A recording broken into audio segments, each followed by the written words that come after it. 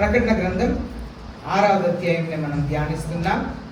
ప్రకటన గ్రంథం 6వ అధ్యాయం 3వ వచనం 4వ వచనంని మనం చదువుతాం. ప్రకటన గ్రంథం 6వ అధ్యాయం 3వ వచనం 4వ వచనం. When he broke the second seal, I heard the second living creature saying, "Come." And another red horse went out, and to him who sat on it, it was granted to take peace from the earth, and that men would slay one another, and great sword was given to him. తెలుగులో చదువుతాం, మైక్లో చదువుతాం.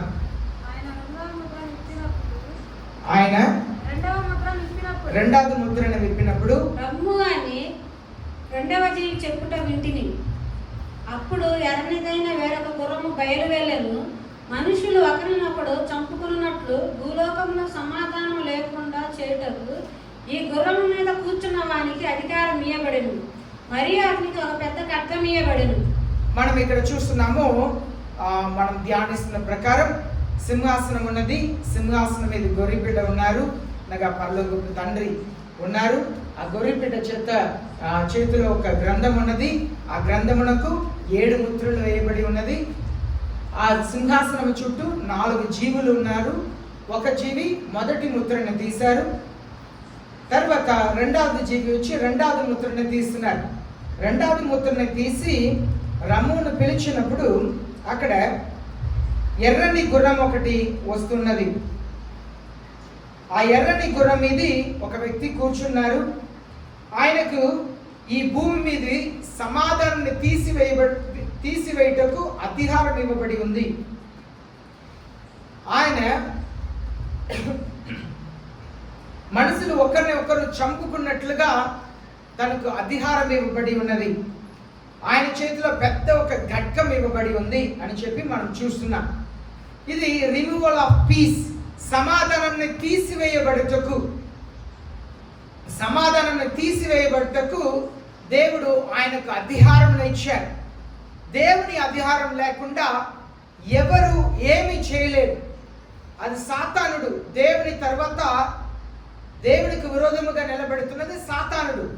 సాతానుడు కూడా దేవుని అనుమతి లేకుండా ఏమి చేయలేడు. ఆయనకు అధికారం ఇవ్వబడింది. దేవుడే అధికారం ఇచ్చారు.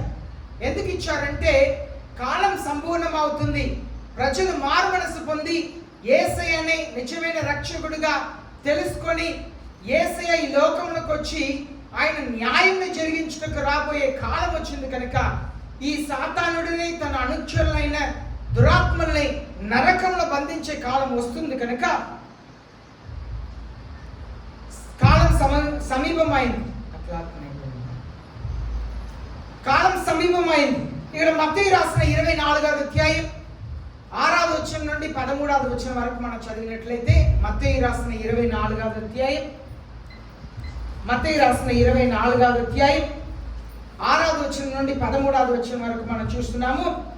You will be hearing of wars and rumors of wars. ఆ వచనం చదవండి. మైక్ ఆన్ చేసి పెట్టుకోండి మా. మత్తయి 24వ అధ్యాయం 6 నుండి 13 వరకు. మరియు మీరు యుద్ధములను గూర్చి యుద్ధ సమాచారములను గూర్చి వినబోదురు. మీరు కలవరపడకుండా చూచుకొనిడి. ఇవి జరగవలసి ఉన్నవి గాని అంతము వెంటనే రాదు. జనము మీదికి జనమును, రాజ్యము మీదికి రాజ్యమును లేచును. అక్కడక్కడ కరువులను భూకంపములను వచ్చును. ఇవి అన్ని వేదనలకు ప్రారంభము. అప్పుడు జనులు మిమ్మును శ్రమల పాలు చేసి చంపెదరు. మీరు నా నామము నిమిత్తము సకల జనుల చేత ద్వేషింపబడుదురు. అనేకులు అభ్యంతరపడి ఒకరినొకడు అప్పగించుకొని ఒకరినొకడు ద్వేషింతురు. అనేకులైన అబద్ధ ప్రవక్తలు వచ్చి పలువురిని మోసపరిచెదరు. అక్రమము విస్తరించుట చేత అనేకుల ప్రేమ చల్లారును. అంతము వరకు సహించిన వాడెవడో వాడే రక్షింపబడును. ఇక్కడ మనం చూస్తున్నాము యేసయ్య 6వ వచనంలో నుండి ఇలాగ చెప్తున్నారు. చూడండి, మనం చదివిన మత్తయి రాసిన 24వ అధ్యాయం 6వ వచనం నుండి మనం చదివినట్లయితే you will be hearing of wars and rumours of wars. మీరు యుద్ధముల గురించి వింటారు, యుద్ధ సమాచారం గురించి వింటారు. It's happening. ఈ లోకంలో ఇప్పుడు అదే జరుగుతున్నది. ఎక్కడ చూసినా యుద్ధంలో జరుగుతున్నది. అలాగనే see that you are not frightened. నువ్వు భయపడవద్దు. యుద్ధముల గురించి వింటున్నప్పుడు మీరు భయపడవద్దు. For those things must take place but that is not at the end. అవి అంతా కూడా జరుగును, కానీ అది ముగింపు కాదు. యుద్ధంలో వచ్చి రావటం వలన భూమి నాశనం అయిపోతుంది అనేది అర్థం కాదు. For the nation will rise against nation and kingdom against kingdom. రాజ్యములు ఒక రాజ్యములకు విరోధముగా ఇంకా ఒక రాజ్యం లేస్తుంది. And in various places there will famines and earthquakes. చాలా చోట్ల భూకంపాలు ఉంటుంది, అలాగే కరువులు ఉంటుంది. దానికే మనం కరువుల గురించి వింటున్నాం, భూకంపముల గురించి వింటున్నాం, యుద్ధముల గురించి వింటున్నాం. But all these things merely the beginning of birth pains. ఇదంతా కూడా ప్రసవ వేదన కాలములకు గుర్తుని చెప్తున్నారు. ఇదంతా కూడా ముందున్న దినంలో ప్రసవ వేదన ఉన్నప్పుడు ఎంత నొప్పి ఉంటుందో, ఒక స్త్రీకి ఎంత ప్రసవ వేదన ఉంటుందో అలాంటి నొప్పి, అలాంటి బాధ మనసులో హృదయంలో కలగపోతుంది. Then they will deliver you to tribulation and will kill you. వాళ్ళు మిమ్మల్ని శ్రమలకు అప్పగిస్తారు, వాళ్ళు మిమ్మల్ని చంపుదురు. You will be hated by all nations because of me. యేసయ్యని మీ రక్షకుడుగా ఎందుకున్నారు కనుక ప్రజలు మిమ్మల్ని ద్వేషిస్తారు. అదే మనం భారతదేశంలో, ఉత్తర భారతదేశంలో, నార్త్ ఈస్ట్ ఇండియాలో జరిగిన కార్యం చూస్తున్నాం. క్రైస్తవుల్ని ద్వేషిస్తున్నారు, ప్రజల్ని భయంకరంగా చంపారు. చాలా చోట్ల క్రైస్తవుల్ని ముక్కలుగా నరికారు, తలలో షూట్ చేసి చంపారు, ఎన్నో రీతిగా హింసిస్తున్నారు. ఎందుకు? వాళ్ళ శత్రువులా? వాళ్ళు యేసయ్యని ప్రేమిస్తున్నారు కనుక సాతానుడు వారిని ద్వేషిస్తున్నాడు, మనుషుల ద్వారా ద్వేషించి చంపుతున్నాడు. And at that time many will fall away and betray one another and hate one another. అలాంటి సమయంలో ఒకరిని వాళ్ళు అప్పగిస్తారంట. వీడు క్రైస్తవుడు, ఈమె క్రైస్తవురాలు అని చెప్పి ఒకరిని ఒకరు అప్పగించుకుంటారంట, ఒకరిని ఒకరు ద్వేషిస్తారంట అండి. 11వ వచనంలో many false prophets will rise and will mislead many. చాలా మంది అబద్ధ బోధకులు లేచి అందరినీ కూడా తప్పుదారిలో నడిపిస్తారంట. అబద్ధ బోధకులు లేస్తారంట, వాళ్ళు చాలా మందిని తప్పుదారిలో నడిపిస్తారంట. ఈనాడు అదే చూస్తున్నామండి. మనకు అర్థం కావట్లేదు, కానీ ఈనాడు అబద్ధ బోధకులు బుట్టలుగా చీమల్లా లేచి వస్తున్నారు. ఒక్క గ్రామంలో కనీసం 3 సంఘాల నుండి 20 సంఘాల వరకు మనం చూస్తున్నాం. చాలా అబద్ధ బోధకులు. ఎందుకు ఈ ప్రయాసపడుతున్నారు తెలీదు. ఇదంతా కూడా సాతానుడు చేస్తున్నదని మనం మొదటి ముద్రలో చదివాం. మొదటి ముద్రను విప్పినప్పుడు మనం జరిగిన కార్యాలని ప్రకటన గ్రంథంలో చదివాం. మోసపరచుటకును జయించుటకును ఆయన వస్తున్నాడంట. జయించేవాడుగా జయించుటకు వచ్చారు. దేన్ని జయించుటకు వచ్చారు? గేమా? ఏదైనా ఆటల పోటీ ఉన్నదా? లేదా యుద్ధం జరుగుతుందా? జయించటం అంటే మనుషులు హృదయంని జయించుటకు వస్తున్నారు, నిన్ను నన్ను జయించుటకు వస్తున్నాడు. దురాత్మ పరిపాలిస్తే నాలో దురాత్మ ఉన్నది అనియో, లేదు నేను దేవునికి విరోధముగా జీవిస్తున్నాను, నడుచుకుంటున్నాను, ప్రవర్తిస్తున్నానని మనకు అర్థమే కాదండి. నేను కరెక్ట్, నేను మాట్లాడుతున్నది కరెక్ట్, నాలో ఏ తప్పు లేదని భయంకరంగా గట్టిగా మాట్లాడతాం. మనకే తెలియదు నేను మాట్లాడుతున్నది సరికాదు. ఎందుకంటే సాతానుడు మనసుని కప్పేశాడు కనుక. ఈనాడు అలాగే అబద్ధ బోధకులు గట్టిగా వాక్యం చెప్తారు, చక్కగా పాటలు పాడతారు, వాక్యం చెప్తారు, బల్లగుద్ది వాక్యం చెప్తారు, చక్కగా చెప్తారు. కానీ బైబిల్ చెప్తుంది అబద్ధ బోధకులు. ఎందుకంటే వారి వ్యక్తిగత జీవితంలో తగ్గింపు ఉండదు, దీన మనస్సు ఉండదు, క్షమాపణ అడగరు. ఏదైనా పొరపాటు చేస్తే ఐఎమ్ సారీ, నన్ను క్షమించండి, సాల్వ్ మై మిస్టేక్, నాదే పొరపాటు, క్షమించండి. ఆ క్షమాపణ అనేది నోట్లో రాదు. ఇవంతా కూడా అన్ని దినముల గురించి తెలియపరుస్తుంది. Because lawlessness increased, most people love will grow cold. చాలా మంది ప్రేమ అక్రమం అధిగమించడం వల్ల ప్రేమ చల్లారిపోతుందంట. మనసులో ప్రేమ కనపడదు. భార్య భర్త మధ్యలో నిత్యమైన ప్రేమ ఉందా? నిత్యమైన ప్రేమ ఉందా? తల్లి తండ్రులను విడిచి భార్యని హత్తుకొనను అని చెప్పి ఉంది. నిజముగా అలాంటి ఒక హత్తుకునే ప్రేమ ఉందా? నిజంగా లేదు. ఈనాడు నిజమైన ప్రేమ లేదు, నటించటమే. ప్రేమంతా ఎవరి మీద ఉంటుంది. అది తల్లిదండ్రులుగా ఉండవచ్చు, లేదు తోపుట్లుగా ఉండవచ్చు, ఇంకా ఒకరు. నా నిజమైన ప్రేమ లేదు. ముందు యేసయ్య మీద ప్రేమ లేదు. వాక్యంని యేసయ్య మీద ప్రేమ ఉంటే వాక్యంని ప్రతిదినం చదువుతారు, ప్రతిదినం కూడా ప్రార్థన చేస్తారు. యేసయ్య మీద ప్రేమ ఉంటే యేసయ్య చెప్పినట్లుగా జీవిస్తారు, యేసయ్య చెప్పినట్లుగా నడుచుకుంటారు. ఈనాడు యేసయ్య చెప్పినట్లు, వాక్యం చెప్పినట్లుగా నడుచుకుంటున్నామా? వాక్యములకు విరోధముగా నడుచుకొని దేవుడు అంగీకరిస్తున్నారని బల్లగుద్ది చెప్పే ప్రజల్ని మనం చూస్తున్నాం. క్రైస్తవుల్లో నిజమైన ప్రేమ దేవుని మీద లేదు, భయభక్తి లేదు. అలాగనే 13వ వచనంలో the one who endures to the end will be saved. చివరి వరకు నిలిచి ఉండేవారే రక్షించబడతారంట. అయితే ఎర్రని గుర్రం, అది ఎర్రని గుర్రం దేన్ని చూపిస్తుందంటే కోపం, ఆక్రోషం, కోపంని చూపిస్తుంది. ఆయన కోపంతో బయలుదేరుతున్నారు. పెద్ద ఖడ్గం ఉందంట. ఆ ఖడ్గంని పట్టుకొని మనుషులు ఒకరిని ఒకరు చంపేటట్లుగా, మనుషులు ఒకరిని ఒకరు చంపేటట్లుగా, సమాధానాన్ని తీసివేసేటట్లుగా చేస్తున్నాడంట. ఈనాడు భార్య భర్తని చంపేస్తుంది. భార్య భర్తను ఏమన్నా టీవీలో ఒక మాట విన్నాను, ఒక న్యూస్ విన్నాను. ఏదో భర్త చేసి వచ్చాడని చెప్పి భార్య భర్తని అక్కడక్కడికి చంపేసింది. ఇలా ఎన్నో కథలు మనం చూస్తున్నాం. తల్లిని పిల్లలు చంపటం, తండ్రిని పిల్లలు చంపటం, సొంత పిల్లలు ఒకరిని ఒకరు చంపటం. ఈయన సమాధానం తీసివేయటకు అధికారం ఇవ్వబడిందంట. ఒకరిని ఒకరు చంపుటకు ప్రేరేపిస్తున్నాడంట. సాతానుడు ఏం చేస్తున్నాడంటే సమాధానం తీసివేయటకు వచ్చాడంట, ఒకరిని ఒకరు చంపటానికి. ఎలా జరుగుతుంది ఒకరిని ఒకరు చంపటం అంటే? కొన్నిసారి మనం కత్తి తీసి పొడిసి ఈ శరీరంని చంపట్లేదు, కానీ మనసుని చంపుతున్నాం.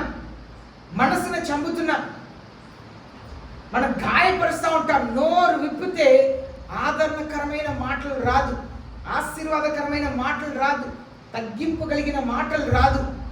గాయపరిచే మాట, పొడిసి కత్తితో హృదయ గుండెని పొడిసేటట్లుగా మాటలు. గర్వం, కారణం ఏంటంటే గర్వం ఉంటే కళ్ళని కప్పిద్దండి. గర్వపడే వాళ్ళు ఎన్నడూ కూడా నేను గర్విష్టి అని చెప్పి వాళ్ళు చెప్పరు, వాళ్ళు గ్రహించరు. ఎదుట వ్యక్తికి అర్థమైంది ఎంత గర్వం ఉందని. వాళ్ళు హృదయంని పొడుస్తారు, నొప్పిని కలుగచేస్తారు, ఒకరిని ఒకరు చంపుతారు, హృదయంలో చంపుతారు. సమాధానం ఉండదు. కుటుంబంలో భార్య భర్త మధ్యలో సమాధానం ఉందా? పిల్లల తల్లిదండ్రుల మధ్యలో సమాధానం ఉందా? తల్లిదండ్రులు పిల్లల పట్ల యథార్థంగా ప్రవర్తిస్తున్నారా? న్యాయముగా పిల్లల పట్ల ప్రవర్తిస్తున్నారా? లేదు. సమాధానం లేదు. కుటుంబాల్లో సమాధానం లేదు. కొన్నిసారి దేవుని వాక్యంని విన్నప్పుడు కొందరితో సహవాసం చేయక ఉండటం ఉత్తమం అనిపిస్తుంది. ఎందుకంటే వాళ్ళలో యథార్థత లేక, యథార్థతని, ప్రేమని, కనికరం, జాలి, దయ లేకుండా ఉండటం, వాళ్ళు ఉండటం చూస్తే ఇలాంటి వారికి మనం దూరముగా ఉండటం అది ఆశీర్వాదం దేవుని వాక్యమే సెలవిస్తుంది. మనం చూస్తున్నాము God is the source of piece. దేవుడే సమాధానములకు కారణకుడుగా ఉన్నాడు. లూకా రాసిన 2వ అధ్యాయం 14వ వచనం చదువుతున్నాం. లూకా రాసిన 2వ అధ్యాయం 14వ వచనం. యేసయ్య ఈ లోకంలోకి వచ్చే ముందు దేవదూతలు వచ్చి గొర్రెల కాపర్లకు చెప్తున్నారు, glory to God in the highest and on earth peace among people with whom he is pleased. ఎవరు ఆయనకి ఇష్టమైన ప్రజలుగా ఉన్నారో వాళ్ళకి సమాధానం ఇచ్చుటకు వచ్చారు. సమాధానం అనేది దేవుడు మాత్రమే ఇవ్వగలుగుతారండి. సమాధానం ఎక్కడ వెళ్ళినా దొరకదు, ఏం చేసినా కూడా సమాధానం దొరకదు. సమాధానం కావాలంటే యేసయ్య దగ్గర మాత్రమే రావాలి. అలాగే యెషయా రాసిన 26వ అధ్యాయం 3వ వచనంలో చెప్పబడి ఉంది, the steadfast mind you will keep in perfect peace because he trust in you. తెలుగులో చదివితే బాగుంటుంది. యెషయా రాసిన 26వ అధ్యాయం 3వ వచనం. ఎవరి మనసు నీ మీద ఆనుకొనును వారిని నీవు పూర్ణ శాంతి గలవానిగా కాపాడుదువు. మన మనసు ఎప్పుడైతే దేవుని మీద ఆనుకొని ఉంటుందో ఆయన పూర్ణ శాంతిని మనకు దయచేస్తారంట. పూర్ణ శాంతి, పర్ఫెక్ట్ పీస్, పూర్ణమైన శాంతితో ఉండటకు దేవుడు కృప చూపిస్తారంట. మనం ఒక కండిషన్, మన మనసు ఆయన మీద ఆనుకొని ఉండాలి. అలాగే 85వ కీర్తన 8వ వచనం. 85వ కీర్తన 8వ వచనం. I'll hear what God the Lord will say, for he will speak peace to his people, to his godly ones, and may they not turn back to foolishness. దేవుడైన యెహోవా సెలవిచ్చు మాటలను నేను చెవిని పెట్టేదను. ఆయన తన ప్రజలతోనూ తన భక్తులతోనూ శుభవచనం సెలవిచ్చును. వారు మరలా బుద్ధిహీనులు కాకుందురుగాక. ఇక్కడ చూడండి, దేవుడే ప్రజలతో మాట్లాడతారంట. He will speak peace to his people. ఆయన సమాధానంతో మాట్లాడతారంట. మన సమాధానంతో మాట్లాడుతున్నామా? ఇంట్లో పోరు, ఇంట్లో నోరు తెరిస్తే పోరు. అది ఎక్కడ దాకా వెళ్తుందంటే మనసులో శాంతి ఉండదు, నెమ్మది పోయిద్ది. నోరు విప్పితే భార్య భర్త ఎవరికి తగ్గించుకునేది లేదు. పిల్లలు కొన్నిసారి ప్రవర్తించే విధానం, నడుచుకుంటున్న విధానం, తల్లిదండ్రులకు పోరు, మనసులో నెమ్మది లేక బాధ. కానీ దేవుడు తన ప్రజలతో సమాధానంతో మాట్లాడతారంట. ఆయన నీతిమంతులతో సమాధానంతో మాట్లాడతారంట. వాళ్ళు మరలా బుద్ధిహీనమైన మార్గమునకు తిరగకుండా దేవుడు వారితో సమాధానంతో మాట్లాడతారంట. 29వ వచనం 11వ వచనం చూస్తున్నాము. కీర్తన 29:11. The Lord will give strength to his people. The Lord will bless his people with peace. దేవుడు చదువుదాం 29:11. యెహోవా తన ప్రజలకు బలం అనుగ్రహించును. యెహోవా తన ప్రజలకు బలం అనుగ్రహించును. యెహోవా తన ప్రజలకు సమాధానం కలుగజేసి, యెహోవా తన ప్రజలకు సమాధానం కలుగజేసి వారిని ఆశీర్వదించును. దేవుడే సమాధానం నుంచి ఆశీర్వదిస్తారండి. దేవుడు తన ప్రజలకు సమాధానం నుంచి ఆశీర్వదిస్తున్నారంట. మనం ఆశపడుతున్నదంతా, నా అప్పు తీర్చి ప్రభువా, నాకు ఆరోగ్యం తీసేయండి ప్రభువా, నా పిల్లల జీవితంలో అద్భుతం చేయి, నా భర్త జీవితంలో అద్భుతం చేయి, ఇదే అనుకుంటున్నాం. కానీ తన ప్రజలకు సమాధానం నుంచి ఆశీర్వదిస్తారంట. సమాధానం అది దేవుని పిల్లలకు మాత్రమే సొంతమండి. ఎవరు కూడా దేవుడు ఇవ్వకపోతే సమాధానం కలిగి ఈ లోకంలో ఉండలేరు. తన ప్రజలకు సమాధానం ఇచ్చి వారిని ఆశీర్వదిస్తారంట. ఈ లోకంలో ప్రజలు ఓర్పు మందులు చాలా మంది ఉన్నారు, సహనం గుణం కలిగిన వారు చాలా మంది ఉన్నారు, దీర్ఘశాంతం కలిగిన వారు చాలా మంది ఉన్నారు. కానీ అదంతా వాళ్ళ గుణం. కానీ సమాధానం అనేది మనకు ఎన్ని శోధనలు కష్టములు వచ్చినా కూడా భరించే శక్తిని అనుగ్రహించి, ప్రజలు మనకు విరోధముగా ఉన్నప్పుడు నెమ్మదిగా ఉండటకు దేవుడు కృపను అనుగ్రహిస్తున్నారు. దేవుడు తన ప్రజలకు బలం ఇస్తారంట, సమాధానం ఇస్తారంట. 1 కొరింథీ పత్రిక 14:33 వచనం చదువుతాము. For God is not God of confusion, but of peace, and as in the church of all, as in all the churches of the saints. 1 కొరింథీ పత్రిక 14:33. అలాగే పరిశుద్ధుల సంఘములన్నింటిలో దేవుడు సమాధానమునకే కర్త అని అలగ కర్త కాడు. పరిశుద్ధుల సంఘములో ఎక్కడెక్కడ పరిశుద్ధులు ఉన్నారో, ఏ సంఘములో పరిశుద్ధులు ఉన్నారో దేవుడు సమాధానమునకు కర్తగా ఉన్నారంట. అల్లరికి కర్త కాదు, సమాధానమునకు కర్త. హృదయంలో సమాధానం ఉండాలి. అది మనం దేవునితో సమాధానంగా ఉండాలి. ముందు పరిశుద్ధ ఆత్మకు మనకు మధ్యలో సమాధానం ఉండాలి. మన మనసులో పరిశుద్ధ ఆత్మకు మనకు మధ్యలో సమాధానం లేకపోతే కసురుకుంటా ఉంటాం. వాక్యం చెప్తుంది, మీరు కుక్క వలె ఒక్కరిని ఒకరు భక్షించకుండా జాగ్రత్త పడండి. మనం సమాధానం కలిగిన ప్రజలుగా ఉండాలంటే దేవుని మీద ఆనుకొని ఉండాలి. పరిశుద్ధుల సంఘంలో దేవుడు సమాధానం అనుగ్రహిస్తున్నారంట. మనం చూస్తున్నాము, ఈ 2వ వచనంలో చెప్పబడి ఉంది, ఆయన మనసుని చంపుటకు బయలుదేరాడు. సమాధానం తీసివేయటకు అధికారం ఇవ్వబడిందంట. ఒకరిని ఒకరు చంపుటకు అధికారం ఇవ్వబడిందంట. ఆయన చేతిలో పెద్ద ఖడ్గం ఉందంట. ఈనాడు ఆ పెద్ద ఖడ్గముతో ఆ సాతానుడు మీ ఇంట్లో దూరుతున్నాడు, మీ వంట గదిలో, మీ పడుక గదిలో దూరుతున్నాడు, మీరు కూర్చున్న గదిలో దూరుతున్నాడు. మీరు బంధువులుగా కూర్చొని మాట్లాడుతున్నప్పుడు, స్నేహితులతో మాట్లాడుతున్నప్పుడు ఆ సాతానుడు పెద్ద ఖడ్గమును తీసుకొని వస్తున్నాడు. మాట్లాడుతూ ఉంటాం, ఏదో ఒక మాట జారుతాం, ఆ మాటని మాట్లాడి పెద్ద సమాధానం లేక గొడవ లాంటి సమస్యకి తీసుకెళ్ళిపోతున్నాడు. సాతానుడు హృదయాన్ని కఠినపరిచేవాడు, దేవుడు హృదయంని మెత్తగా చేసేవాడు. సాతానుడు హృదయంని కఠినపరిచేవాడు. క్షమించవద్దు, నువ్వు అలాగే ఉండు, తగ్గించుకోవద్దు, క్షమించవద్దు, తగ్గించుకోవద్దు, అలాగే ఉండు. సాతానుడు హృదయంని రాయిలా చేసేవాడు, యేసయ్య హృదయంని మాంసంలా చేసేవాడు.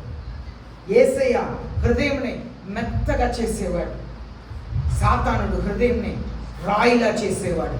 ఈనాడు మీ హృదయం ఎలా ఉంది? మీ హృదయం ఎలా ఉంది దేవుని ఎదుట? మీ కుటుంబంలో మీ హృదయం ఎలా ఉంది? సమాధానకరమైన మెత్తని హృదయంగా ఉందా?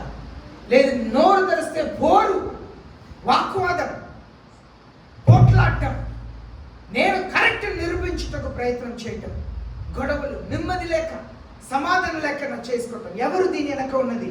పెద్ద గట్కముని పట్టుకొని మళ్ళీ చుట్టూ గడిచి సింహంలా తిరుగుతున్నాడు. తన చేతిలో పెద్ద గట్కం ఉందంట. ఆయన హృదయంని నరుకుతున్నాడు. సమాధానం లేకుండా చేసిన, ఒకరినొకరు చంపుకునేటట్లుగా, ఒకరు మనసు ఒకరిని చంపుకునేటట్లుగా చేస్తున్నాడు. ఈనాడు ఎంతమంది అండి కోపం వచ్చి గొడవ అయితే రోజు రోజులు ఎంతమందితో సమస్యను చెప్పుకొని మనసు చల్లారదు. దేవుని దగ్గర చెప్పినా చల్లారదు, ప్రేమించే వాళ్ళ దగ్గర చెప్పినా చల్లారదు, స్నేహితుల దగ్గర చెప్పినా చల్లారదు, కొందరికి మందు తాగినా చల్లారదు, కొందరు పొగ తాగినా చల్లారదు, మత్తు పదార్థం తీసుకున్నా చల్లారదు.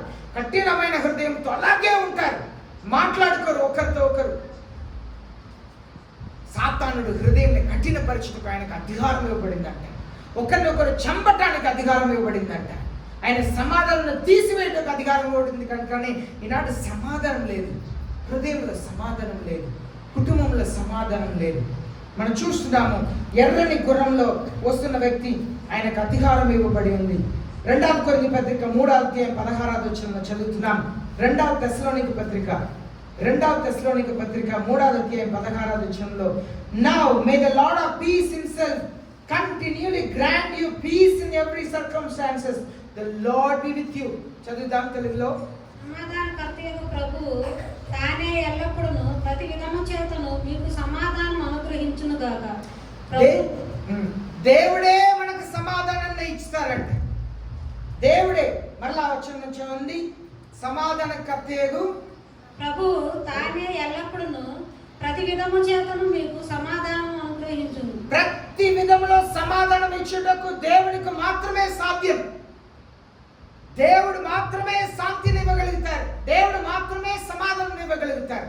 ప్రతి విధంలో సమాధానం ఇచ్చే దేవుడు ఆయన. అలాగే యోహాను సువార్త 14వ అధ్యాయం 27వ వచనంలో మనం చదువుతున్నాము, peace I leave with you, my peace I give you, not as the world gives do I give to you. Do not let your heart be troubled, nor fearful. మీ హృదయంలో కలవరపడనీయకుడి. యోహాను సువార్త 14వ అధ్యాయం 27వ వచనం. శాంతి మీకు అనుగ్రహించి వెళ్ళుచున్నాను, నా శాంతిని మీకు అనుగ్రహించుచున్నాను. లోకం ఇచ్చినట్టుగా నేను మీకు అనుగ్రహించటలేదు. మీ హృదయంలో కలవరపడనీయకుడి, వెరవనీయకుడి. మీ హృదయంలో కలవరపడనీయకుడి, వెరవనీయకుడి. సాతానుడు హృదయంలో విరుచుటకు వస్తున్నాడు, కలవరపెట్టుటకు వస్తున్నాడు. సాతానుడు చేసేదంతా హృదయంలో కలవర పెడతాడు, భయమునే, ఆందోళన తీసుకొస్తాడు, హృదయంలో విరుస్తాడు. దేవుడు ఎలాగో తన కార్యమునే మనుషుల ద్వారా చేస్తున్నారు, అలాగే సాతానుడు కూడా తన కార్యం మనుషుల ద్వారా చేస్తాడు. మనసును విరుస్తాడు, కలవర పెట్టిస్తాడు, మాటల ద్వారా, వార్తల ద్వారా కలవర పెట్టిస్తాడు. యేసే చెప్తారు, కలవరపడవద్దు, మనసును వెరువనీయకుడి, నా శాంతిని నేను మీకు ఇస్తున్నాను. లోకం ఇచ్చే శాంతి కాదు. యేసే అంత మంచి దేవుడు అండి, అంత మంచి దేవుడు. ఎవరు కూడా మీ హృదయంని పగలు కొట్టేటట్లుగా వాళ్ళకి మీ హృదయం ఇవ్వవద్దు. మీ హృదయంని క్షేమమైన చోట్ల ఉంచండి. యేసే చెప్పారు, మీ ధనంని పరలోకంలో సమకూర్చండి. ఈ లోకంలో ధనంని సమకూర్స్తే అక్కడ దొంగలిస్తారు. The moth will eat it up. అంటే మత్తయి రాసిన 6వ అధ్యాయంలో మనం చదువుతున్నాం, యేసయ్య మన ధనంని పరలోకంలో సమకూర్చమన్నారు. మన హృదయంని యేసే చేతిలో పెట్టాలండి. మనుషుల చేతిలో పెడితే వాళ్ళు విరుస్తారు. మీ హృదయంని మీ భర్త చేతిలో పెడితే విరుస్తారు. మీ హృదయంని మీ పిల్లల చేతిలో పెడితే వాళ్ళు విరుస్తారు. మీ హృదయంని మీ స్నేహితుల చేతిలో పెడితే విరుస్తారు, కలవర పెట్టిస్తారు, విరుస్తారు. యేసే చెప్తున్నారు, ఈ లోకం ఇచ్చే సమాధానం కాదు, నా శాంతిని నేను మీకు మీకు ఇస్తున్నాను. మీ హృదయం యేసయ్య చేతిలో పెడితే మీ హృదయం భద్రంగా ఉంటుంది. ఎప్పుడైతే మెత్తమించిన ప్రేమని మనుషుల మీద ఉంచుతున్నామో వాళ్ళ హృదయంని బాధ పెడతా ఉంటారు. కనుక మన హృదయంని క్షేమమైన యేసయ్య చేతిలో పెట్టాలి. యేసయ్య నమ్మదగిన దేవుడు. మనుషులు హృదయంని విరుస్తారు, కానీ దేవుడు హృదయాన్ని విరవడు. ఆయన లోకము లేని శాంతిని మీకు నాకు అనుగ్రహిస్తాడు. అలాగే 1 పేతురు 5వ అధ్యాయం 7వ వచనం చదువుదాం. 1 పేతురు 5వ అధ్యాయం 7వ వచనం. Having cast all your anxiety on him because he cares about you. 1 పేతురు 5వ అధ్యాయం 7వ వచనం. దేవుని వాక్యం సెలవిస్తుంది, మీ భారం అంతా కూడా దేవుని మీద మోపండి, ఆయన మీకు విశ్రాంతిని కలుగచేస్తారు. 1 పేతురు 5వ అధ్యాయం 7వ వచనం. ఆయన మిమ్మల్ని గురించి చింతిస్తున్నారు కనుక మీ చింత యావత్తు ఆయన మీద మోపండి. మీ గురించి ఎవరు నిజంగా చింతిస్తున్నారండి? ఒక్కసారి ఆలోచన చేయండి. మీ గురించి నిజంగా చింతిస్తున్న వారు ఎవరున్నారు? మీ గురించి ఆలోచన చేసిన వారు ఎవరైనా ఉన్నారా? మీ అమ్మ, అయ్యో నా కూతురు ఎలా ఉందో, నా కొడుకు ఎలా ఉన్నాడో, ఏమి అవసరమో. మీ నాన్న, చిన్నపిల్లల గురించి ఒకవేళ మీ తల్లిదండ్రులు ఆలోచన చేయవచ్చు. ఎందుకంటే మీరేం చేసుకోలేదు కనుక మీ తల్లిదండ్రులు మీద ఆధారపడి ఉన్నారు. నేను పెద్దవాళ్ళని అడుగుతున్నాను, మీ గురించి నిజంగా చింతిస్తున్న వారు మీ కుటుంబంలో ఎవరున్నారు? మీ భర్త మీ గురించి బాగా చింతిస్తారా? అయ్యో నా భార్యకి అది కావాలి, ఇది కావాలి, అయ్యో నా భార్య ఎంత కష్టపడుతుందో, అయ్యో నా భార్యకి సహాయం చేయాలి, నా భార్య వచ్చే ముందు అంట్లంతా కడిగి పెట్టేయాలి, నా భార్య వచ్చే ముందు బట్టలంతా ఉతికేయాలి, నా భార్య వచ్చే ముందు ఇల్లంతా శుభ్రం చేయాలి. భార్యలు కూడా ఈనాడు అలాంటి భర్త ఉంటే మనం ఏ అనుకుంటాం? పెరిగివాడు, పనికిరాని వాడు, చేయని వాళ్ళైతే అన్ని పనులు చేయించుకోవటమే కాక ఎంత చిన్న చూపు చూస్తామంటే దాన్ని, అయ్యో నా భర్త నాకు సహాయం చేస్తున్నారు, లేకపోతే నేను చేయాలి కదా. ఈనాడు ఎలా సమాజం మారిపోయిందంటే మన ఇద్దరు సమానమే. నేను కష్టపడుతున్నా, నేను సంపాదిస్తున్నా, నువ్వు సంపాదిస్తున్నావు, నేను మాత్రం ఎందుకు ఇంట్లో కష్టపడాలి? అలాంటి సమాజంగా మారిపోయింది. మనం ఆలోచన చేస్తే నిజంగా మన మీద ఆసక్తి చూపేవారు. పిల్లలందరికీ తల్లిదండ్రులు ఆసక్తి చూపిస్తారు. పెద్దగా ఎదిగిన వాళ్ళు నిజంగా ఆసక్తి చూపించేవారు ఎవరు? మీ గురించి చింతించేవారు ఎవరు? మీ గురించి చింతించేవారు ఎవరున్నారు? ప్రతి విషయంలో గురించి చింతించేవారు. దేవుడు మనల్ని గురించి చింతిస్తున్నారంట. యేసే చింతిస్తున్నారంట. మన నాకు తెల్ల చుట్టూ ఒకటి వచ్చింది చూసావా, ఇది ఒకట ఇటు కూడా ఉంది చూసావా, మనం చింతిస్తున్నాం కదా. దేని గురించో చింతిస్తున్నాం. మనల్ని గురించి దేవుడు కూడా చింతిస్తున్నారంట. దేవుడు అయితే తెల్ల జుట్టు గురించి చింతించారు, కానీ మన స్వభావం మారాలని చింతిస్తారు. అయ్యో నా బిడ్డ స్వభావం ఇంకా మారట్లేదే, మూర్ఖురాలుగా ఉంటుంది, మూర్ఖుడిగా ఉంటున్నాడే, మాటలు చూడు, అయ్యో మారట్లేదే, చింతిస్తున్నారంట దేవుడు. కనుక మన భారం అంతా కూడా దేవుని మీద మోపాలి. ఈనాడు భారాన్ని మోసే వాళ్ళు ఎవరైనా ఉన్నారా? వెళ్ళి అమ్మ దగ్గర కూర్చొని ఇదంతా కష్టం అంటే నా కష్టమే తీర్చేవాళ్ళు లేరు, ఓ నీ పెళ్లి చేసుకున్నా కదా, నీ దారి చూసుకో, నేనేం చేయలేను, అలాగే ఉన్నారు కదా. కొంతమంది మంచి తల్లిదండ్రులు ఉన్నారు, వెళ్ళి భారాన్ని చెప్తే భారాన్ని పంచుకునే వాళ్ళు ఉన్నారు. కానీ చాలామంది అలాంటి వారు లేరు, అలాంటి తల్లిదండ్రులు కూడా ఈనాడు లేరు. అయితే దేవుడు మనకు ఉన్నారండి. మన భారం అంతా కూడా ఆయన మీద. దేవుడు చెప్తున్నారు, నేను నీ గురించి చింతిస్తున్నా, నా మీద నీ భారం మోపు, దేవుడు మాత్రమే అటు గొప్ప ప్రేమ కలిగి ఉన్నారు. రోమిలికి రాసిన 12వ అధ్యాయం 18వ వచనం చదువుతున్నాం. రోమిలికి రాసిన 12వ అధ్యాయం 18వ వచనంలో, if possible so far as it depends on you be at peace with all people. సాధ్యమైన వరకు అందరితో సమాధానంగా ఉండమని దేవుని వాక్యం సెలవిస్తుంది. రోమిలికి రాసిన 12:18 వచనం. శక్యమైతే నీ చేతనంత మట్టుకు సమస్త మనుషులతో సమాధానంగా ఉండుడి. శక్యమైతే చేతనంత వరకు అందరితో సమాధానంగా ఉండండి. చాలాసార్లు మనం సమాధానంగా ఉండలేము. కొన్నిసారి కొందరికి వందనాలు చెప్పి మౌనంగా పక్కకి వెళ్ళటం మంచిది, ఎందుకంటే వారు నోరు ఊపితే మనం పాడైపోతాం. కొన్నిసారి కూర్చొని సహవాసం చేస్తే మన సమాధానం పోయింది. కానీ దేవుని వాక్యం చదివిస్తే సఖ్యమైతే, పాసిబుల్ అయితే, సఖ్యమైతే వీలైన మట్టుకు సమాధానం కలిగి ఉండండి. కొందరితో యేసయ్య అందరితో మాట్లాడుతున్నారు, కానీ అందరితో సహవాసం చేయలేదు. యేసయ్య అందరితో మాట్లాడుతున్నారు, కానీ అందరితో సహవాసం చేయలేదు. పరిశీలిసి మాట్లాడుతున్నారు, కానీ సహవాసం చేయలేదు. మనం జాగ్రత్త కలిగి ఉండాలి. ఎవరితో సహవాసం చేయాలి, ఎవరితో సహవాసం చేయకూడదు. రోమిలికి రాసిన 16వ అధ్యాయం 25వ వచనంలో చదువుతున్నాం. రోమిలికి రాసిన 16వ అధ్యాయం 25వ వచనం. The God of peace will soon crush Satan under your feet. The grace of our God Jesus be with you. సమాధానకర్తయగు దేవుడు సాతానును నీ కాళ్ళ క్రింద శీఘ్రముగా చితక త్రొక్కించును. ఎవరు సాతాన్ని చితక త్రొక్కుతారంట? ఎవరు సాతాన్ని చితక త్రొక్కుతారంట?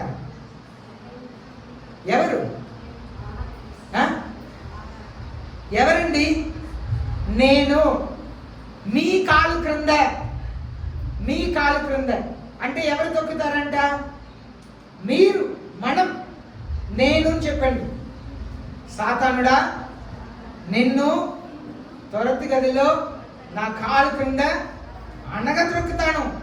దేవుడు ఇచ్చిన వాగ్దానం. సమాధానకర్త అయిన దేవుడు మనకి కృప ఇస్తారంట. సాతానుడినే అణగద్రొక్కుతామంట. The grace of our Lord Jesus be with you. దేవుడు తన కృపణ ఇస్తారు. సాతానుడిని జయించే కృపణ దయచేస్తారు. చిరాకుని దాన్ని ఏమంటారు? సహనం లేని స్వభావముని, ఓర్పు లేని స్వభావముని అణగద్రొక్కుటకు దేవుడు కృపణ అనుగ్రహిస్తారు. మన కోపముని దేవుడు అణగద్రొక్కుటకు కృపణ ఇస్తారు. మనమే అణగద్రొక్కుతామంట సాతానుడిని. ఫిలిప్పీయులకు రాసిన 4వ అధ్యాయం 7వ వచనంలో the peace of God which surpasses all comprehension will guard your hearts and minds in Christ Jesus. ఫిలిప్పీయులకు రాసిన 4వ అధ్యాయం 7వ వచనం. అప్పుడు సమస్త జ్ఞానమునకు మించిన దేవుని సమాధానము యేసుక్రీస్తు వలన మీ హృదయములకును మీ తలంపులకును కావలియుండును. దేవుని కృప వలన దేవుని సమాధానం మనకు కావలి ఉంటుందంట. సమాధానం లేని ఈ లోకంలో దేవుడే సమాధానం ఇస్తారండి. డబ్బు ఉన్నా లేకపోయినా, ఆరోగ్యం బాగలేకపోయినా సమాధానం మాత్రం దేవుడి దగ్గర నుండే వస్తుందండి. సమాధానాన్ని దేవుడు ఇవ్వగలుగుతారు. మనం విశ్వసించాలి.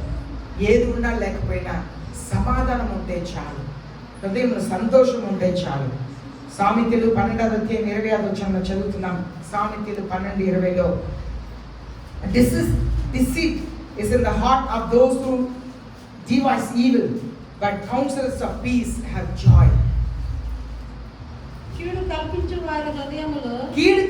వారి హృదయంలో మోసము కలదు. సమాధానపరచుటకై ఆలోచన చెప్పువారు సంతోషభరితులు. మనం ఎప్పుడు కూడా సమాధానపరచుటకే ఆలోచన చెప్పాలి. కొందరు ఎలా ఆలోచన చెప్తారు తెలుసా? విడగొట్టేయండి, విడాకి తీసేయండి, విడాకి ఇచ్చేయండి, విడాకి ఇప్పేయండి అంటారు. కొందరు ఆ స్నేహితులను ఇంకా కలవనీయవద్దు అంటారు. కొందరు అన్న తమ్ముళ్ళని కలవనీయవద్దు, అక్క చెల్లెల్ని కలవనీయవద్దు. సమాధానపరిచే వారికి సంతోషం ఉండిద్దంట. దేవుని వాక్యం, నా మాట కాదు. చెడు వాళ్ళ హృదయంలో చెడు ఉండిద్దంట. ఏం చదివారు? Deceit is in the heart of those who devise evil. కీడు కల్పిస్తారంట. వాళ్ళు మేలు చేసేవారు కాదు, కీడు కల్పించేవారంట. కీడు కల్పించేవారు హృదయంలో మోసం కలదు. వాళ్ళు మోసం హృదయంలో ఉంచుకొని కీడు కల్పిస్తారంట. చేరనివ్వరు, సమాధానకరంగా ఉండనియరు, సంతోషంగా ఉండనియరు, విడతీయాలని చూస్తారు. యేసయ్య చెప్పారు, దేవుడు జతపరిచిన దాన్ని మనసులు విడదీయకూడదు అన్న. విడతీయటానికి అధికారం లేదు. కానీ చెడు మనసులు కలిగిన వారు విడిపోయేటట్లుగా చేయడానికి ప్రయత్నం చేస్తారు. కానీ ఆలోచన చేసేవారు సమాధానం ఆలోచన సమాధాన కొరకై ఆలోచన చెప్పేవారు సంతోషపడతారు. ఎవరైతే సమాధానపరచాలని ఆలోచన చెప్తారో, మంచి మాటలు సలహా ఇస్తారో వాళ్ళు ఎప్పుడు సంతోషంగా ఉంటారంట. ఇతరులకు నువ్వు కీడు చేయి, నీ జీవితంలో సంతోషం ఉండదు, నీకు కీడే జరిగింది. నువ్వు ఇతరుల్ని కలుపుటకు ప్రయాసపడు. మంచి ఆలోచన లేదు, బాగుపడాలని ఆలోచన లేదు, దేవుడు నీకు సంతోషం ఇస్తాడు. యాకోబు పత్రిక 3వ అధ్యాయం 18వ వచనం. యాకోబు పత్రిక 3వ అధ్యాయం 18వ వచనంలో the fruit of righteousness is sown in peace by those who make peace. యాకోబు పత్రిక 3వ అధ్యాయం 18వ వచనం. 18 నీతి ఫలము సమాధానం చేయువారికి సమాధానం మంది విత్తబడును. నీతి ఫలము సమాధానం చేయువారికి సమాధానం విత్తబడును. నువ్వు నీతిని విత్తు, సమాధానం విత్తు, కుటుంబాల్లో సమాధానం విత్తు, మనసుల హృదయాల సమాధానం విత్తు, నీకు సమాధానమే వచ్చింది. సమాధానకరమైన ఆలోచన నీకు సంతోషం ఉంది.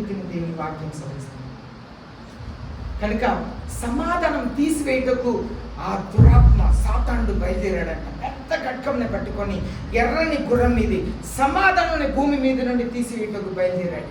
ఆయన మనసులు ఒకరినొకరు చంపుటకు బయలుదేరాడంట. ఈనాడు ఎంతమంది ఒకరినొకరు చంపుతున్నారు? మీ అక్క చెల్లెలు మాట్లాడుతున్నారా? అన్న తమ్ముడు మాట్లాడుతున్నారా? మీ చెల్లితో మాట్లాడుతున్నారా? అక్కతో మాట్లాడుతున్నారా? భార్య భర్తలు మాట్లాడకుండా ఉంటున్న వాళ్ళు ఎంతమంది ఉన్నారు? మాట్లాడడానికి ప్రయాసపడితే మాట్లాడతారా? లేదు, నేను మాట్లాడను. అది సాతానుడు హృదయం. సాతానుడు చంపుటకు బయలుదేరాడు, సమాధానం తీసివేటకు బయలుదేరాడు, పెద్ద ఖడ్గంతో బయలుదేరాడు. యేసయ్య శాంతిని ఇచ్చుటకు వచ్చారండి. Make your aim to live in peace with God and men. మీ గురినే జీవితంలో నేను మనుషులతో దేవునితో సమాధానంగా ఉంటాను, అది దాన్ని గురిగా చేసుకోవాలి. Sacrifice anything to maintain peace in the family. కుటుంబంలో సమాధానంగా ఉండుటకు అది ఎలా ఉన్నా సరే, నీ భర్త తాగి వచ్చినా సరే కొంచెం నోరు కట్టుకొని ఉంటే సమాధానంగా ఉంటాయి. గొడవకు దిగితే సమాధానం పోయింది. ఇంట్లో బట్టలు ఉతకలేదు, ఇల్లు శుభ్రంగా లేదు, అన్నీ అక్కడెక్కడ పడి ఉంది, కొంచెం నోరు కట్టుకుంటే సమాధానంగా ఉండగలుగుతాం. మాట్లాడితే గొడవ, సమాధానం పోయింది. కుటుంబంలో మన సమాధానాన్ని కాపాడటానికి దేవుని చేతిలో సమస్తాన్ని పెట్టేసి కొంచెం ఓర్పు కలిగి ఉండాలి. అప్పుడే కుటుంబంని జ్ఞానవంతురాలుగా మనం కట్టగలుగుతాం. భర్తలు కూడా దేవుని వాక్యం సెలవిస్తుంది, జ్ఞానంతో కాపురం చేయమన్నారు. ఆ జ్ఞానం సమాధానాన్ని కాపాడుకోవాలి. Be a man and women who are worthy to receive peace. సమాధానాన్ని పొందటానికి అర్హత కలిగిన వారిగా ఉండాలి. యేసయ్య ఏం చెప్పారు శిష్యులకు? మీరు ఏ గ్రామానికి వెళుతున్నారో, ఏ ఇంటికి ప్రవేశిస్తున్నారో అక్కడ శుభమును పలకండి. అక్కడ సమాధాన కారణకుడు ఉంటే మీ సమాధానం వాళ్ళ మీద నిలిచింది, లేనిచో మీ సమాధానం మీతో వచ్చింది అన్నారు. మీ ఇంటికి సేవకులంగా వచ్చి మీకు సమాధానం కలిగిన గాక, యేసయ్యని ఆశీర్వదించిన గాక అంటే ఆ సమాధానం నిలిచిద్దా? నిలిచే అంత సమాధానం కలిగి మీరు ఉంటున్నారా? మీ ఇంటికి సేవకులుగా యేసయ్య చెప్పిన మాట, నా సొంత మాట కాదు. మీరు వెళ్ళి సమాధానాన్ని ప్రకటించండి, శుభం పలకండి. అక్కడ సమాధానం కారణకుడు ఉంటే ఆ సమాధానం ఉండింది, లేకపోతే మీతో వచ్చింది అన్నారు. ఎంతమంది ఇంట్లో సేవకులు వచ్చి మీకు సమాధానాన్ని ప్రకటించి మేము తిరిగి వస్తే మాతో పాటు ఆ సమాధానం వచ్చింది. ఇంట్లో సేవకులు వెళ్ళిన వెంటనే గొడవ, నెమ్మది లేదు. ఎంతమంది ప్రశాంతంగా నిద్రపోతున్నారు? ప్రశాంతంగా నిద్రపోగలుగుతారు. సమస్యలు ఉండవచ్చు, మనకు ఆర్థిక కష్టం ఉండవచ్చు, అప్పు ఉండవచ్చు, ఎన్నో ఉండవచ్చు, కానీ నెమ్మదిగా నిద్రపోగలుగుతారా? అది దేవుడు మాత్రమే ఇవ్వగలుగుతారు. ఒక విషయం చెప్పి నేను ముగిస్తాను. సంఖ్యాకాండం 25వ అధ్యాయం 10 నుండి 13 వచనంలో, ఆ సంఖ్యాకాండంలో సంఖ్యాకాండం 25వ అధ్యాయం 10 నుండి 13 వచనంలో మనం చదువుతున్నాము. అక్కడ మోషే, అహరోన్ పెద్దలందరూ కూడా ఉన్నారు.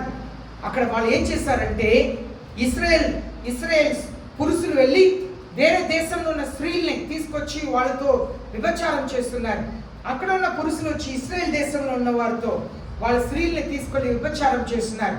అంటే ఇక్కడ ఉన్న వాళ్ళు నీ చెల్లిని నాకు ఇచ్చేయి, నా చెల్లిని నీకు ఇస్తా అన్నట్లుగా వాళ్ళు ఒకరిని ఒకరు వివాహం చేసుకుంటున్నారు. అయితే దేవుడు ఒక తెగుల్ని పంపించాడు. తెగులు పెస్టిలైన్స్ని పంపించాడు. తెగులు వస్తే చాలా మంది చనిపోతున్నారు. నాయకులందరూ కూడా ఒక చోట్ల కూర్చొని ప్రార్థన చేస్తున్నారు.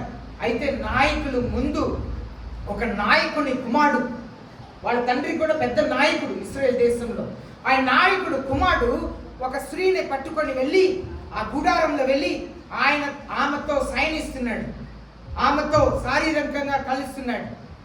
దాన్ని అందరూ చూసి మౌనంగా ఉంటే అక్కడ కూర్చున్న ఫినెహాస్ అనబడిన ఎలియాజరు కుమారుడు లేచి తన చేతిలో ఒక ఈటని తీసుకొని వెళ్ళి ఆ గుడారంలో వెళ్ళి బట్టలు లేకుండా శయనిస్తున్న ఇద్దరిని ఆ గీటతో పొడిసి అక్కడే చంపేశాడు. ఆయన రోషముని దేవుడు చూసి ఆ తెగుల్ని ఆపేశాడు. ఆయనకు దేవుడి మీద ఉన్న రోషమును చూసి ఆ తెగుల్ని అలా ఆపేసి దేవుడు చెప్పినారు, నీతో నేను సమాధానాన్ని ఏర్పరుస్తున్నాను. నీకు మాత్రమే సమాధానం కాదు, నీ భార్య పిల్లలకు, నీ తరతరములు, నీ పిల్లలు ఎవరిని పెళ్లి చేసుకుంటారో వాళ్ళ పిల్లలకు తరతరములు మీకు సమాధానం నేను ఏర్పరుస్తున్నాను. మీరు ఎప్పుడు సమాధానంగా ఉంటారు. దేవుడు ఫినెహాస్తో మాత్రమే కాదు, ఫినెహాస్ డిసెండెంట్స్ అందరితో దేవుడు సమాధానాన్ని ఏర్పరచుకున్నారంట. మీ కుటుంబంలో సమాధానం ఉందండి? మీ జీవితంలో సమాధానం ఉందండి? ఈనాడు చాలా డబ్బు కలిగిన వారు ఉన్నారు, కానీ శాంతి లేదండి హృదయంలో. చాలా చదువుకున్నారు, శాంతి లేదు. ఇంట్లో సోఫా ఉంటుంది, ఇంట్లో పెద్ద టీవీ ఉంటుంది, బెడ్ ఉంటుంది, బ్యాంకులో డబ్బు ఉంటుంది, జోబులో డబ్బు ఉంటుంది, ఇంట్లో ఏదైనా వంట తినుకోవచ్చు, ఇంట్లో అన్నీ ఉంటుంది, కానీ శాంతి ఉండదండి. ఇల్లు నరకంలా అనిపించింది, ఆ ఇంటి నుండి పారిపోవాలన్నట్లుగా అనిపించింది. కారణం ఏంటి? ఖడ్గముతో బయలుదేరాడు. ఎర్రని గుర్రం మీ బెడ్రూమ్కి వస్తుంది. ఎర్రని గుర్రం మీద కూర్చొని పెద్ద ఖడ్గంతో కూర్చొని మీ ఇంట్లో దూరుతున్నాడు, మీ అడుగు గదిలో దూరుతున్నాడు, ఆఫీస్లో దూరుతున్నాడు, కొట్లో దూరుతున్నాడు, కంపెనీలో దూరుతున్నాడు, బస్సులో దూరుతున్నాడు, కార్లో దూరుతున్నాడు. ఎర్రని గుర్రం మీద కూర్చొని పెద్ద ఖడ్గముతో మనుషులు లోకంలో ఉన్న సమాధానం తీసివేసి మనుషులు ఒకరిని చంపుటకు బయలుదేరాడంట. మిమ్మల్ని నన్ను కాపాడగలిగింది యేసయ్య. ఆయన కొరకు వైరాగ్యంగా ఉన్న ఫినెహాస్కు దేవుడు సమాధాన నిబంధనను ఏర్పరిచాడు. కవెనెంట్ ఆఫ్ పీస్, సమాధాన నిబంధనను ఏర్పరిచాడు. నీకు నాకు దేవుడే సమాధానం ఇవ్వగలుగుతాడు. సాతానుడు సమాధానం తీసివేయటకు వచ్చాడు, యేసయ్య సమాధానం ఇచ్చుటకు వచ్చాడు. అదే మనం మత్తయి సువార్తలు మనం చదివాము. ఆయనకి ఇష్టమైన ప్రజలకు సమాధానం ఇచ్చుటకు వచ్చాడు. సాతానుడైతే సమాధానం తీసివేయటకు, చంపుటకు బయలుదేరాడు. యేసయ్య ఎందుకు వచ్చాడు? యేసయ్య ఏం చెప్పారు? మీరు ఒకరినొకరు ప్రేమించినప్పుడు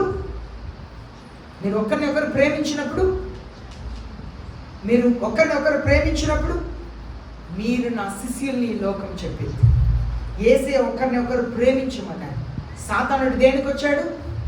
ప్రకటన గ్రంథం 6వ అధ్యాయం 4వ వచనం దేనికి వచ్చాడు? సమాధానం తీసివేయటకు లోకం ఇది. తర్వాత ఒకరినొకరు చంపుటకు, సాతానుడు ఒకరినొకరు చంపుటకు బయలుదేరాడు. యేసయ్య అయితే ఒకరినొకరు ప్రేమించుటకు బయలుదేరాడు. అందరూ మోకరిస్తాం, ప్రార్థన చేస్తాం. మీ కుటుంబంలో సమాధానం ఉందండి? మీ హృదయంలో సమాధానం ఉందా? మీ పిల్లలతో సమాధానం ఉందా? భార్య భర్తలు మీ మధ్యలో సమాధానం ఉందా? కొన్నిసారి నా తల రాత చచ్చేదాకా నేను కాపురం చేయాలి అని ఎన్నిసార్లు బాధపడే పరిస్థితి. కారణం మీ భర్త కాదు, మీ భార్య కాదు, సాతానుడు. మీ మధ్యలో సమాధానం తీస్తున్నది, మిమ్మల్ని ఒకరు చంపుకునేటట్లు, గాయపరుచుకున్నట్లుగా చేస్తున్నది సాతానుడు, మీరు కాదండి. దేవుని వాక్యం సెలవిస్తుంది, మనం మాంసముతో రక్తముతో పోరాడట్లేదు, చీకటి శక్తులతో, ఆకాశ మండలంలో ఉన్న చీకటి శక్తులతో పోరాడుతున్నామంట. మన కుటుంబంలో సమాధానం లేక ఉండడానికి కారణం మీ భర్త కాదు, మీ భార్య కాదు, మీ పిల్లలు కాదు, సాతానుడు. ఎర్రని గుర్రంలో పెద్ద ఖడ్గమును పట్టుకొని సమాధానం తీసివేయటకు ఒకరినొకరు చంపుటకు బయలుదేరాడు. మీ కుటుంబంలో సమాధానం లేకపోవడానికి కారణం ఆయనే. యేసే సమాధానం ఇచ్చేవారండి, సమాధానం తీసేవాడు కాదు. యేసే సమాధానం తీసివేయరండి. ఆయన ప్రేమ కలిగిన దేవుడు, ఆయన క్షమించే యేసయ్య, మిమ్మల్ని క్షమించే యేసయ్య, మీకు మరలా సమాధానం ఇచ్చే యేసయ్య, మిమ్మల్ని ఆదరించేది దేవుడు యేసయ్య, మీ గాయముల్ని కట్టే దేవుడు యేసయ్య. సాతానుడు మీ హృదయంని కత్తిలా పొడిసి గాయపరిచి ఉన్నాడా, ఆ గాయం నేను మాన్పే దేవుడు యేసయ్య. మీ హృదయంలో ఉన్న నేను క్షమించలేను, నేను ప్రేమించలేను, నేను అంగీకరించలేను అనే గాయముల్ని యేసయ్య మాన్పగలుగుతారండి. మరలా మిమ్మల్ని ప్రేమించేటట్లుగా చేస్తారు. పాతవి ఎంత మర్చిపోయేటట్లుగా యేసయ్య చేస్తారు. అది యేసయ్యకు మాత్రమే సాధ్యం. సాతానుడు చెప్తాడు, ఏం చెప్తాడు తెలుసా? వద్దు, మర్చిపోద్దు, ఆయన ఎన్ని చేశాడు నీకు, ఎన్ని చేస్తుంది, మర్చిపోద్దు అంటాడు సాతానుడు. యేసయ్య చెప్తున్నారు, నువ్వు మర్చిపోమ్మా, నేను కూడా నేను క్షమించి మర్చిపోతున్నాను కదా. అందరూ కూడా ప్రార్థన చేయండి. 2 నిమిషాలు మీ కొరకు మీరు ప్రార్థన చేయండి. ఈనాడు ఎంత హృదయం సాతానుడు కఠినపరుస్తున్నాడంటే వాక్యంలోకి స్పందించలేకుండా చేస్తున్నాడు. యేసయ్య కూడా వాక్యం చెప్తే ప్రజల హృదయం కఠినమైందంట. సాతానుడు హృదయాన్ని కఠినపరుస్తాడు, యేసయ్య హృదయాన్ని మెత్తగా చేస్తాడు. మీ కొరకు మీరు ప్రార్థన చేయండి. యేసయ్యని అడగండి, అయ్యా నాకు కృప చూపించి. మీరు కారణం కాదు, సాతాను లోకమంతా బయలుదేరాడు. నాడు ఎన్ని సంఘాల్లో సేవకులకు విశ్వాసకు మధ్యలో పడదు, ఎన్ని సంఘాల్లో ఒకరితో ఒకరు మాట్లాడుకోరు, ఎన్ని సంఘాల్లో 2 గ్రూపులుగా ఉన్నారు, ఎన్ని కుటుంబాల్లో సమాధానం లేదు. ఈనాడు ప్రభుత్వం అలాగే ఉంటుంది, సంఘాలు అలాగే ఉంటుంది, ఆఫీస్లో పనిచేసే ఆఫీసులో అలాగే ఉంటారు, నెమ్మది లేదు. సాతానుడు అండి, ఆయన లోకంలో సమాధానం తీసివేయటకు బయలుదేరాడు. దేవుని వాక్యం సెలవిస్తాడు. మనుషులు ఒకరిని ఒకరు చంపడు, ఆయన చంపడంట. మనుషుల చేత ఒకరిని ఒకరు చంపేటట్లుగా చేస్తాడంట. ఆయన చేతిలో గట్కం ఉంది, ఆ గట్కంని నీ చేతిలో పెడతాడు. భర్తను పొడువు అంటాడు, భర్త చేతిలో పెట్టి భార్యను పొడువు అంటాడు. ఒక్కరిని ఒకరు చంపేటట్లా చేస్తాడంట. నీ చేతిలో ఏముంది? నీ చేతిలో ఏముంది? సాతానుడు అప్పుడప్పుడు నీ చేతిలో ఆ గట్కంని పెడుతున్నాడు కదా. మనం యేసయ్య దగ్గర చెప్తాం, అయ్యా నేను నీతి కలిగి జీవించాలని ఆశపడుతున్నాను, సమాధానం కలిగి ఉండాలని ఆశపడుతున్నాను, నన్ను కాపాడేది ప్రభు. నా చేతిలో సాతానుడు తన గట్కంని పెట్టి ఒకరిని ఒకరు గాయపరుచుకొని చంపేదట్లా చేయకుండా కాపాడండి యేసయ్య. నా చేయి పట్టుకోండి యేసయ్య, నేను మీ ఆధీనంలో ఉండాలి. మీ కొరకు మీరు ప్రార్థన చేయండి, మీ కొరకు మీరు ప్రార్థన చేయండి. జ్ఞానం కలిగిన హృదయం ఇవ్వండి ప్రభు అని అడుగుతా. మనకు జ్ఞానం కావాలండి, మనకు జ్ఞానం కావాలి. మీ కృపనివ్వండి ప్రభు అని అడుగుతా. మన కృప కావాలి. దేవుని జ్ఞానం లేక, దేవుని కృప లేకుండా మన సాతానుడిని జయించలేమండి. దేవుడే మనకు సహాయం చేయాలి. మహాప్రేమ కలిగిన మా పండుగ తండ్రి, పరిశుద్ధుల దేవా, ఈ అంత్య దినంలో ఎక్కడ చూసినా యుద్ధాలు, భూకంపాలు, నెమ్మది లేదు, సమాధానం లేదు. ఒకరిని ఒకరు చంపుకుంటున్నారు, శారీరకంగా చంపుకుంటున్నారు, హృదయాల్ని చంపుకుంటున్నారు. అయ్యా సహాయం చేయండి, సహాయం చేయండి. మమ్మల్ని కాపాడండి, మా సంఘంని కాపాడండి, మా కుటుంబాలని కాపాడండి. కుటుంబాల్లో భార్య భర్త మధ్యలో, తల్లిదండ్రులు పిల్లల మధ్యలో, బంధువుల మధ్యలో, స్నేహితుల మధ్యలో శాంతిని, సమాధానాన్ని దయచేయండి. మమ్మల్ని కాపాడండి. అయ్యా మేము జయించలేము తండ్రి, మేమందరం బలహీనమైన వారు, మీ మీద ఆధారపడుతున్నాము తండ్రి. మీ సహాయాన్ని అడుగుతున్నాము, కృప చూపించండి. నెమ్మది లేక, శాంతి లేక ఉంటున్న కుటుంబాలను దర్శించి కృప చూపించమని యేసయ్య నామములో ప్రార్థిస్తున్నాము తండ్రి.